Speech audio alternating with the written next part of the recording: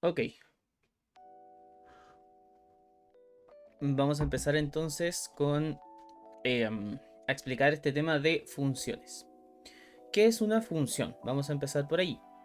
Una función, como a mí me lo explicaron cuando era más pequeño, es como una fábrica. Ya vamos a entender todo esto con analogías porque si hacemos definiciones técnicas, para eso están los libros de texto y muchas veces no se entiende. Entonces lo vamos a hacer con esta analogía que me la enseñaron a mí cuando era pequeño. Que es una función? Es como una fábrica. ¿Qué significa esto?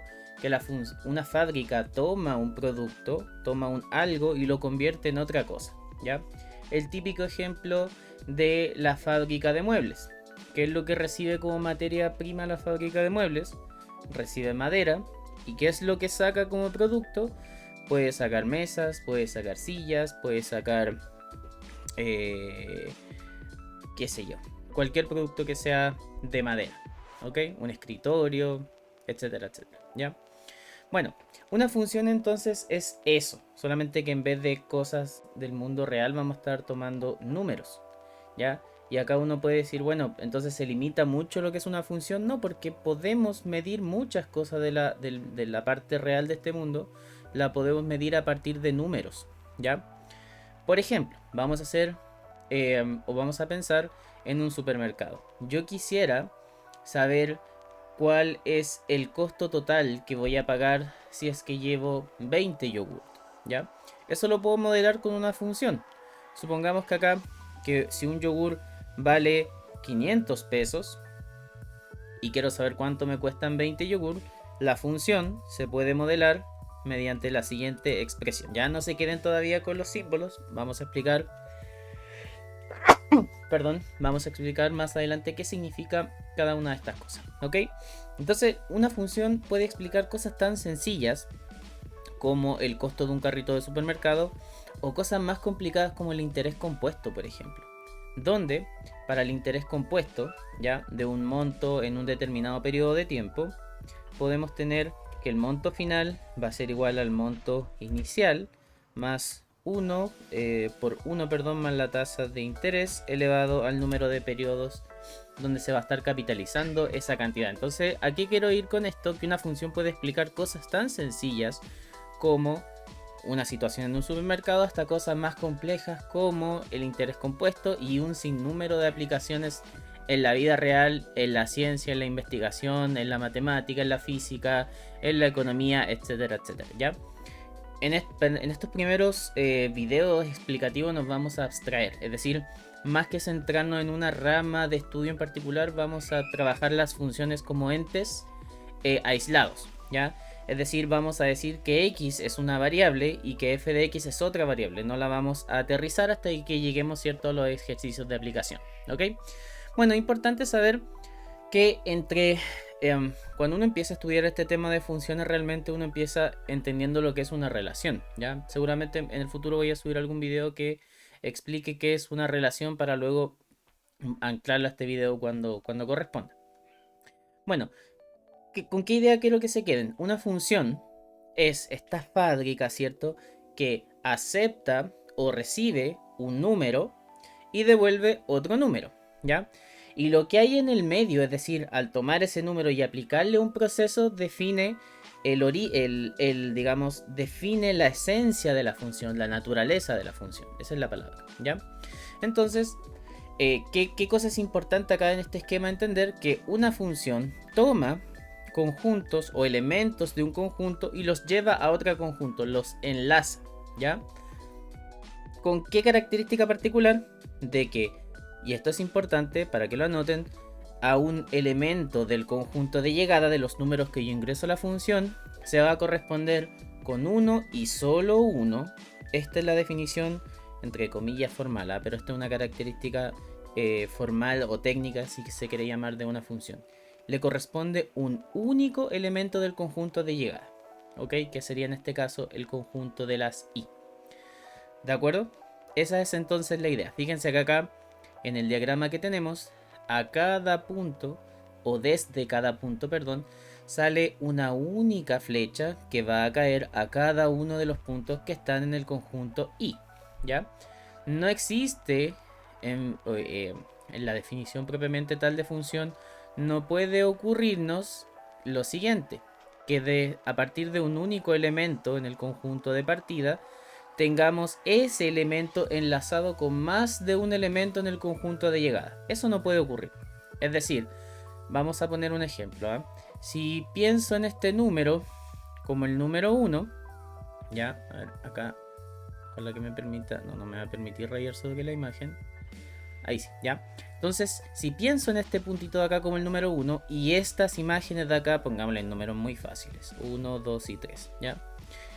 A ese 1, es decir, si yo le aplico esta transformación, esta función al valor 1, eso solamente puede arrojar un resultado, es decir, o el 1, es decir, este primer elemento, o existir este otro resultado que es f de 2, pero no en simultáneo, ¿ya? Si eso ocurre, deja de ser una función y pasa a ser una relación, ¿de acuerdo? Eso es importante.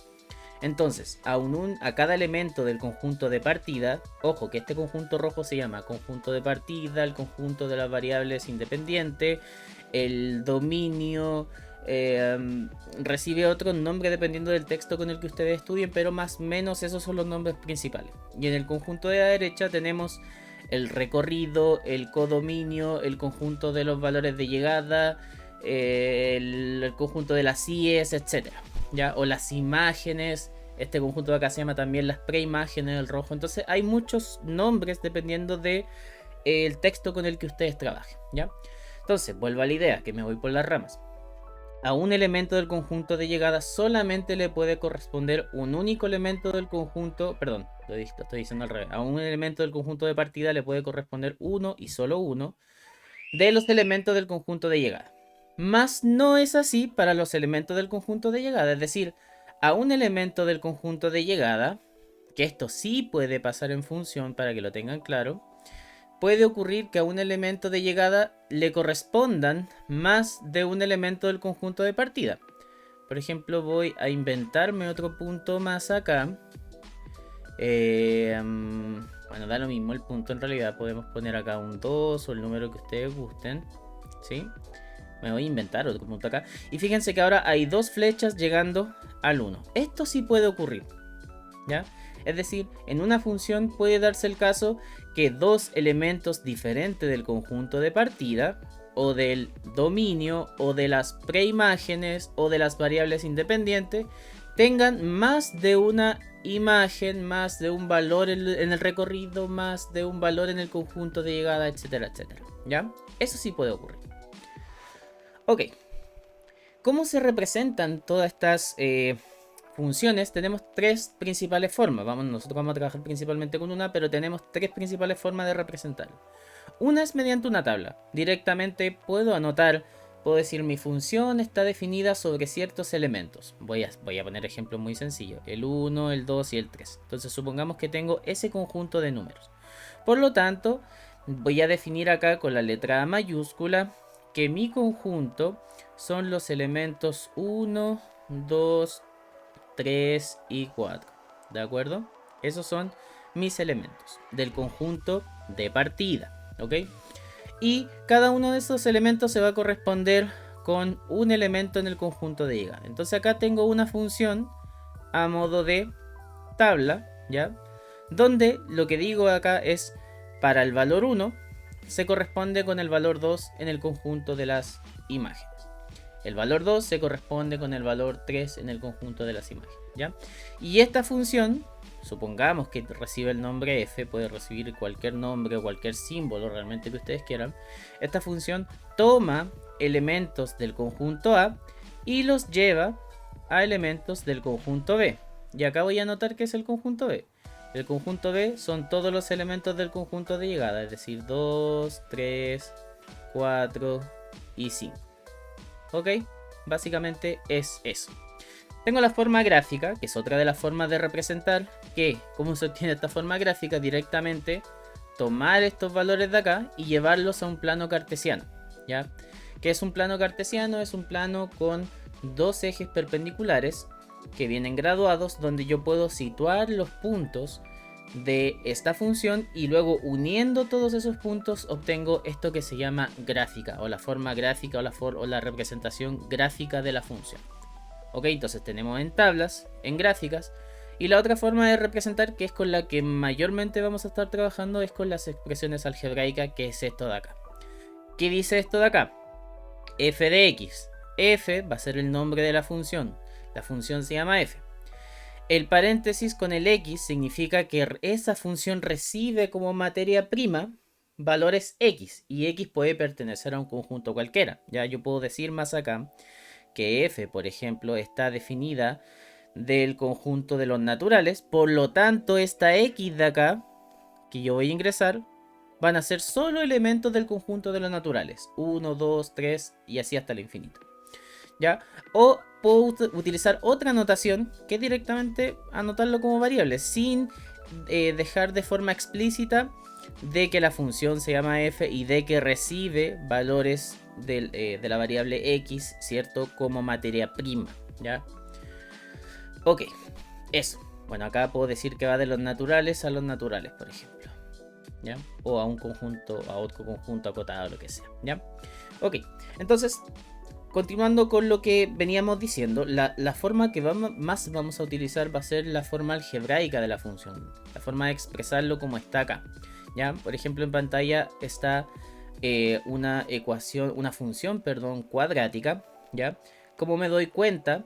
Porque la función, de acuerdo a su definición, a lo que hay a la derecha del igual, va a recibir cierto nombre, ¿ya? A eso es lo que me refiero con la naturaleza de la función. Por ejemplo, si la función les dice que ustedes tienen que tomar esa materia prima, multiplicarla por una constante y sumarle algo, otra constante, las funciones que son así se llaman funciones lineales, ¿ok? Si solamente multiplicamos por un número y le sumamos otro número, ¿ya? A esa materia prima o a ese valor que ingresamos a la función. Las cuadráticas, ¿cómo las identifico? Porque tenemos o no esta misma sección que, si se fijan, es lo mismo que la función lineal, pero aparece este término. Es decir, la función cuadrática, ¿cómo la identifico? Porque hay en la definición de la función hay una parte donde aparece la materia prima, la x, ¿cierto? Va al cuadrado y puede ir multiplicado por un número, ¿ok? Exponencial, porque ahora la x está en el exponente de una base que va a ser un número, ¿ya? En esto, por ejemplo, puede ser el interés compuesto, ¿de acuerdo? O también otro ejemplo que podemos tener es el crecimiento exponencial. Entonces se fijan que dependiendo de cómo esté definida la función, bueno, ahí está la ecuación de interés compuesto, pero se fijan que dependiendo de la forma, la naturaleza de la función va a recibir un nombre, y en base a eso tenemos otro tipo de funciones. Puede ser una función constante, una función racional, trigonométrica, etcétera, etcétera, etcétera. ¿Ok? Entonces con eso en mente podemos estudiar, ¿cierto? De acuerdo a la naturaleza, vamos a ir estudiando en profundidad cada una de estas funciones. Ya yo las pasé por encima porque me interesaba mencionarlas, pero dado el caso, vamos a entrar en definición de cada uno de estos tipos de funciones. Las vamos a estudiar en profundidad, su gráfica, los aspectos importantes, los detalles más relevantes, ¿ok? Y por último tenemos el dominio y rango, que el dominio es lo que les conversaba recién, son todos estos valores que pueden ingresar a la función, ¿ya? Y el rango, que es otro de los nombres que recibe el codominio, que recibe las imágenes, lo mismo que hablábamos arriba, ¿cierto? Son todos estos valores que puede tomar la función, ¿ok? De acuerdo, entonces con eso hicimos un repaso breve, pero abarcamos todo lo que más o menos deberíamos manejar de una función para poder trabajar en los siguientes apartados en el curso, ¿ok? Entonces nos vemos en el siguiente video.